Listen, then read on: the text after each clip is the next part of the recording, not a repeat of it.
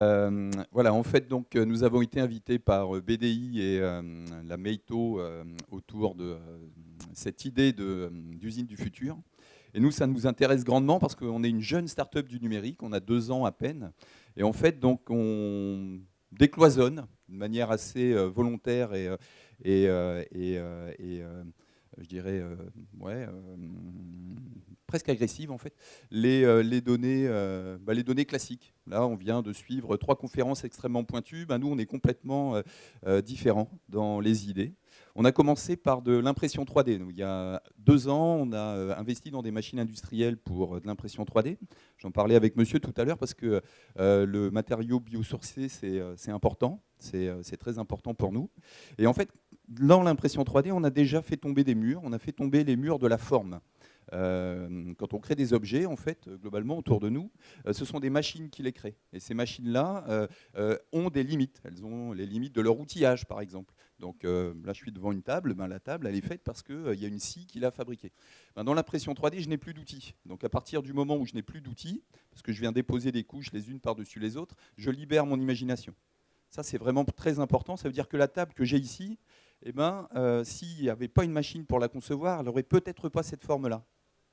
Elle aurait peut-être la forme que l'on rêve qu'elle ait et qu'on n'a pas encore inventée. Donc c'est un changement brutal de paradigme, c'est vraiment un changement fondamental de manière de voir les choses. La chaise sur laquelle vous êtes assise, c'est la même chose. En fait, elle est réalisée de cette manière-là parce que c'est une machine qui la réalise. On sait par des méthodes de calcul exactement que ce n'est pas la forme exacte que la chaise optimum devrait avoir. Alors aujourd'hui, l'impression 3D permet justement de créer une chaise qui serait vraiment la chaise que l'on peut imaginer. Sur cette base-là, Adapté à nos fesses, en fait. exactement, adapté à vos fesses, adapté Bah à un usage, adapté à une position dans un endroit particulier. Exactement ça, c'est une libération totale des choses. C'est le nouveau paradigme et c'est ça qui change en fait l'industrie. Autour de ça, on s'est mis à créer des objets et comme les objets n'ont pas aujourd'hui dans notre quotidien la forme qu'on espère qu'ils ont, tous les objets, dont celui-ci, ont une autre vision, ils ont une autre capacité à communiquer. Ils sont donc numériques. Cet objet-là que j'ai dans la main, il est bien physique, mais il peut avoir une aventure numérique. Alors ça, vous voyez, on n'est plus dans la machine-outil qui fonctionne, qui fait de la télémaintenance, qui fait... Non, non. On est sur l'idée qu'ici, comment dire, cette bouteille d'eau peut avoir voilà, une deuxième vie. Elle a des choses à nous dire. Elle fait partie d'un réseau social. Et alors, comment va-t-on exprimer ce réseau social? Il nous faut un média. Alors le média, il est dans la poche de chacun d'entre nous aujourd'hui. 70% des gens ont un téléphone mobile et à terme, peut-être qu'on aura d'autres médias. On parle de lunettes connectées. Et l'idée, c'est de venir regarder cette bouteille d'eau, c'est le packaging intelligent, c'est là-dessus que l'on travaille. Et d'un seul coup, alors qu'on n'a pas positionné d'éléments complémentaires, ni de puces RFID dont on comprend bien l'intérêt, hein, ni de code barre dont on a aussi compris que ça détruisait un petit peu le côté esthétique du produit, je regarde cette bouteille d'eau et d'un seul coup, elle se met à interagir avec moi. Alors comment est-ce qu'elle va interagir? Elle va me donner des informations. Quelle information va-t-elle me donner? Eh bien, elle va me donner des informations sur Cristalline, par exemple. Les informations d'actualité. On est lundi, Cristalline a peut-être une chose à me dire le lundi. C'est Facebook. Mais le mardi, il a peut-être une autre chose à me dire. Et le mercredi, ainsi de suite. Mais où va-t-il me donner ce message? Il va me donner ce message quand j'ai acheté le produit.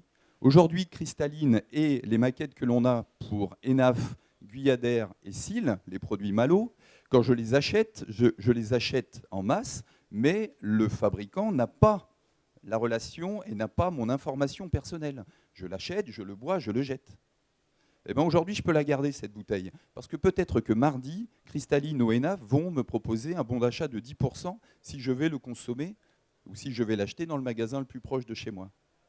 Si vous comprenez la logique, cet objet devient en fait un objet de communication parfait et devient même une chaîne de télévision nouvelle. C'est un nouveau média. C'est-à-dire que le lundi, j'ai un programme, le mardi, j'ai un programme, le mercredi, j'en ai un autre, le jeudi, et ainsi de suite. Et ce programme peut être un programme élaboré et voulu. Ça veut dire que notre quotidien complet, comme ici le logo du CFIA, peut me balancer des messages qui sont des messages vivants. L'important, c'est de le capter. Téléphone mobile, je regarde le média, j'ai une information. Ici, on a un exemple, c'est une documentation papier. Il y a 10 halls aujourd'hui au CFIA, et sur chacun des stands dans les 10 halls, il y a des documentations papier. Par le format, on sait que c'est une communication limitée. On est sur un format A4, je mets une photo, de moins en moins de texte, hein. Il ne faut pas rendre rébarbatif la vision, vous voyez, hein, c'est un client à nous. Et bien aujourd'hui, avec le téléphone mobile, quand je le regarde, vous pourrez venir voir, j'affiche une vidéo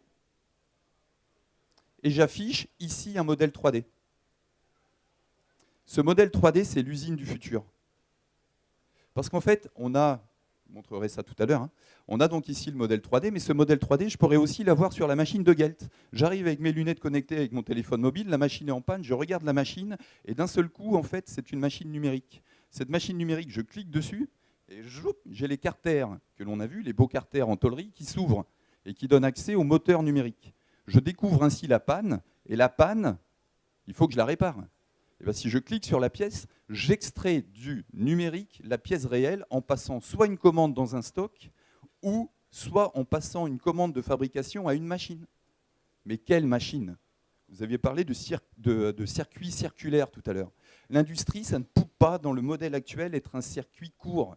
C'est un circuit long, c'est un circuit de stockage, c'est un circuit de production localisé. Des usines qui localisent et qui envoient les pièces de maintenance dans le monde entier.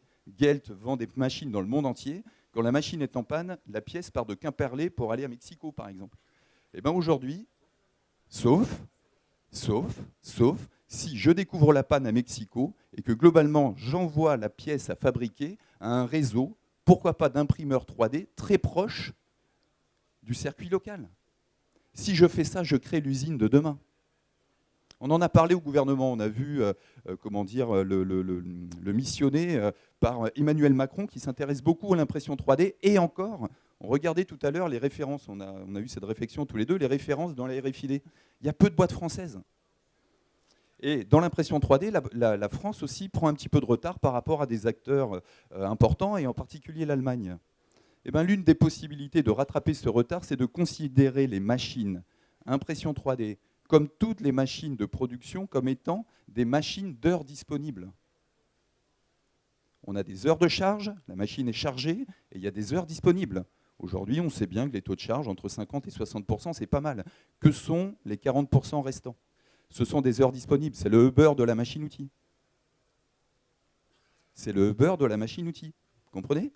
J'ai une pièce à fabriquer, je suis à Mexico, je suis en panne, il y a un fabricant de Mexico qui s'est référencé sur ma plateforme, je lui envoie une pièce parce que je sais qu'il peut la produire dans le tempo me permettant d'avoir la pièce le lendemain. Je coûte cher, moi, maintenant, quand je suis immobilisé à Mexico. Je coûte très cher à ma boîte. Plus vite j'ai les pièces, plus vite je suis productif. C'est l'usine du futur. L'usine du futur, ce n'est pas comme ça qu'on l'adresse actuellement. On l'adresse plutôt comme étant l'usine de compétition actuelle.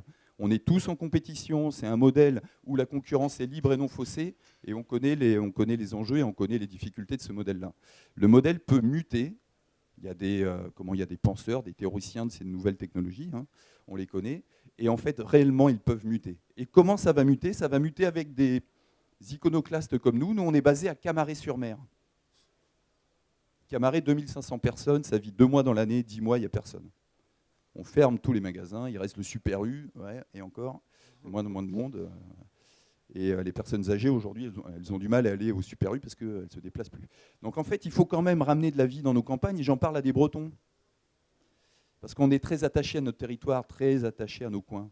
Monsieur Guyadère, il est à Landré-Verzec, on a fait une opération pour lui. Landré-Verzec, c'est 400 personnes, il emploie 250 personnes dans le village. Vous voyez un peu, donc il est attaché à ce territoire. Et nous, on est venus à Camaret-sur-Mer, on a créé cette boîte-là, et on considère qu'avec un peu d'élan, avec un peu d'envie, avec envie de changer un petit peu la répartition du monde tel qu'on le connaît, on peut, sur Camaret, sur nos territoires, créer et renverser les gros dogmes nationaux, enfin même mondiaux. Parce que nos concurrents, directement, alors qu'on est 5, notre concurrent, c'est Google. Notre concurrent global à tous, c'est Google. Google commence à s'intéresser, vous avez vu, il y a 15 jours, à la distribution des produits frais. À un moment donné, avec sa capitalisation boursière énorme, à 550 milliards d'euros, le PIB de la France, c'est 720 milliards d'euros. Déficitaire de 3% pour nous, bénéficiaire de 30% pour eux. Alors, ça se pose des vraies questions. Donc en fait, à un moment donné, soit nous sommes en mesure de réagir sur les thèmes que nous portons, soit effectivement, ces grosses multinationales viendront imposer leurs lois, et on croit au réseau, à la force des réseaux, à la force des moments comme on vit maintenant, pour changer ce paradigme. Et le paradigme, c'est ce que l'on connaît dans le numérique, des petites boîtes de 4 à 5 personnes avec des idées alternatives qui viennent poser ces idées sur la table en disant « cette bouteille d'eau, le produit ENAF, le produit Guyadère, le produit SIL, il a des choses à me dire ». Et la chose qu'il me dit, c'est le réseau social d'un côté, l'achat, Amazon, et tout est contenu là-dedans. Si on casse tout, on crée le Facebook 2 quasiment, un Facebook qui n'existe pas encore, à partir des objets de notre quotidien et de notre réel. Et c'est ici que ça se passe, hein, je vous le dis. Merci à vous. Merci beaucoup. Bravo pour cette intervention.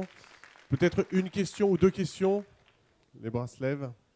Et ensuite, on enchaînera avec un autre domaine.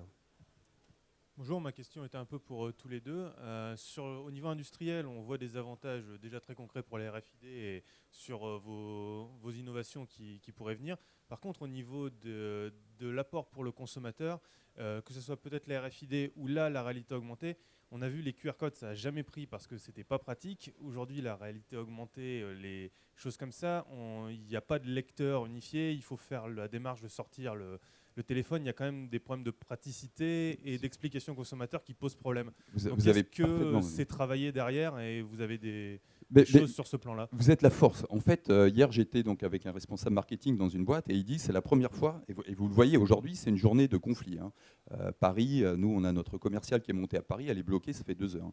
En fait, la mobilisation autour de ça, c'est ça. C'est-à-dire que c'est la première fois que nous tous, avons la puissance marketing dans la poche. On fait ce que l'on veut. Mais pour ça, effectivement, il y a des gros enjeux comme unifier le lecteur. Unifier le lecteur de reconnaissance d'image.